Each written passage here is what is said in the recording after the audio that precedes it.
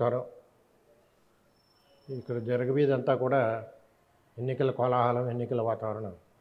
ఇప్పుడు ఏం మాట్లాడుకున్నా మనం ఎన్నికల గురించి మాట్లాడుకుంటేనే ఎక్కువ ఇంట్రెస్టింగ్గా ఉంటుంది. కాబట్టి అసలు ఎన్నికలు మున్ముందు ఎలా ఉండబోతున్నాయి అన్న విషయం మీద మనం ముందుగా ఇంట్రడక్టరీగా చెప్పుకొని పెడుతుంటే చూస్తుంటే ఇప్పుడున్న పరిస్థితులను బట్టి బేరీజ్ వేసుకొని చూస్తుంటే మున్ముందు అంటే 2024 ఎన్నికలు కాకుండా ఆ తర్వాత జరిగే ఎన్నికలన్నీ కూడా దక్షిణ భారతదేశంలో ఎన్నికల విధానంలో డమ్మీని చేసేస్తాయా? దక్షిణ భారతదేశ ప్రాధాన్యం తగ్గిపోతుందా? దక్షిణ భారతదేశంలో సీట్లు తగ్గి ఉత్తర భారతంలో పెరిగిపోతాయా అనే అనుమానాలు పొడసూపుతున్నాయి. ఇది అనుమానాలు కాదు, వాళ్ళు తీసుకున్న విధానాలు చూస్తుంటే కూడా ఖచ్చితంగా అదే జరిగే పరిస్థితి కనిపిస్తోంది అన్నది ఒక విధానంగా కనబడుతోంది. ఎందుకంటే నియోజకవర్గాల పునర్విభజన అనేది జరగాల్సి ఉంది. అది 72 తర్వాత జరిగిన పునర్విభజన తర్వాత మళ్ళీ పునర్విభజన జరగలేదు. లోక్సభ స్థానాల వరకు వచ్చి, అసెంబ్లీ స్థానాల వరకు వచ్చి చిన్న చిన్న మార్పులు జరిగిన లోక్సభ స్థానాల విషయంలో పునర్విభజన అనేది అలాగే ఉంది. చేత నియోజకవర్గాల పునర్విభజన జరిగితే దక్షిణాది పరిస్థితి ఏంటి అన్నది క్లుప్తంగా మనం చూసుకుందాం. ఉత్తరాదిన ఎందుకు పెరుగుతాయి అని అడిగితే 72 తర్వాత నుంచి చూస్తే మనం కుటుంబ నియంత్రణ విషయంలో దక్షిణాది దేశాలు చక్కగా రూల్స్ అన్నీ పాటించి ప్రభుత్వం నిర్దేశించిన స్వతల ప్రకారం కుటుంబ నియంత్రణ అనే దాన్ని స్ట్రిక్ట్గా అమలు జరిపాయి. దానివల్ల జనాభా పెరుగుదల తగ్గుతూ వచ్చింది. తగ్గడం అంటే పెరుగుదల పెర్సంటేజ్ అన్నది తగ్గుతూ వచ్చింది. ఉత్తరాదిన అవేం పాటించలేదు కాబట్టి ఆ జనాభా పెరిగారు. అలాగే దక్షిణాదిన జనాభా పెరుగుదల తగ్గింది, ఆదాయాలు పెరిగాయి. ఉత్తరాదిన జనాభా పెరుగుదల పెరిగింది, ఆదాయాలు ఆ రేషియోలో పెరగలేదు.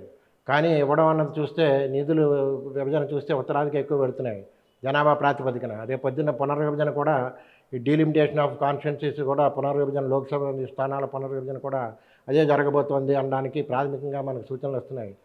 2021లో మనకి జనాభా గణన జరగాల్సి ఉంది. సెన్సస్ 2021లో ఎందుకు జరగలేదంటే అప్పుడు కరోనా ప్రభావం వల్ల 2021లో సెన్సస్ జరగలేదు.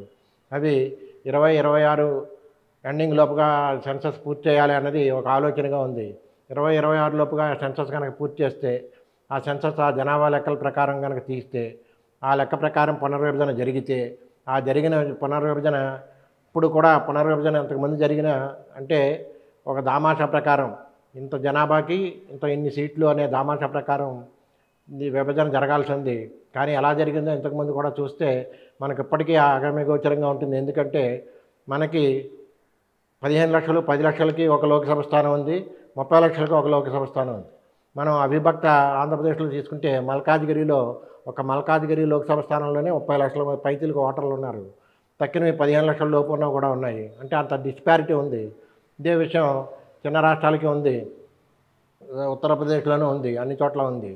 ఇప్పుడున్న ప్రాతిపదికన చూసుకుంటే ఏ ప్రాతిపదికన 20 లక్షల జనాభాకి ఒక నియోజకవర్గాన్ని పెడతారా, 15 లక్షల జనాభాకి పెడతారా, 10 లక్షలకు విభజిస్తారా అన్నది చూసుకుంటే 20 లక్షలకు కానీ తీసుకుంటే మనకి ఆంధ్రదేశంలో 20 లక్షల జనాభాకి ఒకటి తీసుకుంటే ఇప్పుడు అవిభక్త ఆంధ్రప్రదేశ్లో తీసుకుంటే మనకున్న 41 సీట్లు 31 సీట్లు అయ్యే అవకాశం ఉంది. అలా కేరళలో ఉన్న సీట్లు కూడా ఇంకో 2 తగ్గే అవకాశం ఉంది. తమిళనాడులో కూడా తగ్గుతాయి, కర్ణాటకలో కూడా తగ్గుతాయి 1-2 సీట్లు.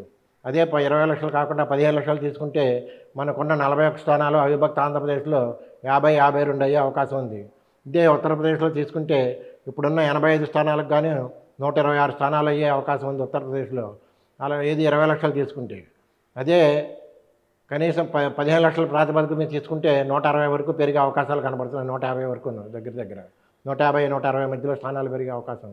ఇదే బీహార్కి వర్తిస్తుంది. బీహార్లో ఇప్పుడున్న బీహారు జార్ఖండ్ కలిపి 54 ఉంటే ఇప్పుడు అవి 20 లక్షలు తీసుకుంటే 76 వరకు పెడతాయి. అదే 15 లక్షలు తీసుకుంటే 85 దాటుతాయి. ఈ రకంగా చూసుకుంటే అన్ని జిల్లాల్లో, రాజస్థాన్లో కూడా అంతే. ఇప్పుడున్న 25 స్థానాలు రాజస్థాన్లో 36 అలా అవ్వే అవకాశాలు ఉన్నాయి. 55 కూడా అవుతాయి 10 లక్షలు తీసుకుంటే. ఈ ప్రాతిపదిక మీద తీసుకుంటే జనాభా తగ్గిన కారణంగా అంటే జనాభా తగ్గుదలలో పాజిటివ్గా ఆలోచించిన కారణంగా దక్షిణాది నష్టపోతుందా అంటే ఖచ్చితంగా నష్టపోతుందని చెప్పచ్చు. ఇది ఒక అంశం. అయితే దక్షిణాదిన మరొక ఇది కూడా దేశమంతరికి వర్తించేది. ఇప్పుడు రేపు బహుశా ఈ 10 రోజులు జరిగే పార్లమెంట్ సమావేశాల్లోనే పెట్టచ్చంటున్నారు.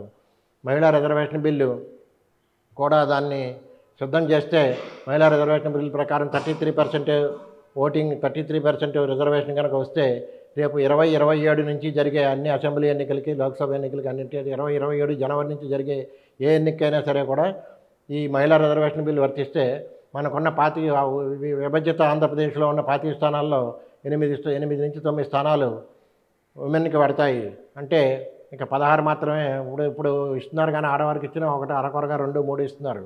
అప్పుడు ఖచ్చితంగా నిబంధనల ప్రకారం 9 స్థానాల వరకు ఇవ్వాల్సి ఉంటుంది.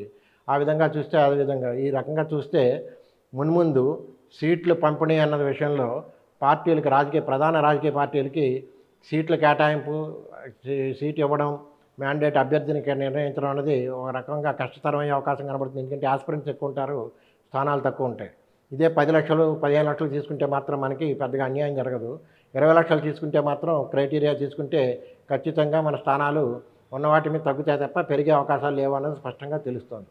దీని ప్రకారం విభజనకి ఏ ప్రాతిపదిక తీసుకుంటారో, విభజనకి 15 లక్షల ప్రాతిపదికగా తీసుకుంటారో నియోజకవర్గానికి, ఒక లోక్సభ స్థానానికి 10 లక్షల ప్రాతిపదికగా తీసుకుంటారా లేక 20 లక్షల ప్రాతిపదికగా తీసుకుంటారా అన్న దాని మీద దక్షిణాది భవితవ్యం ఆధారపడి ఉంది.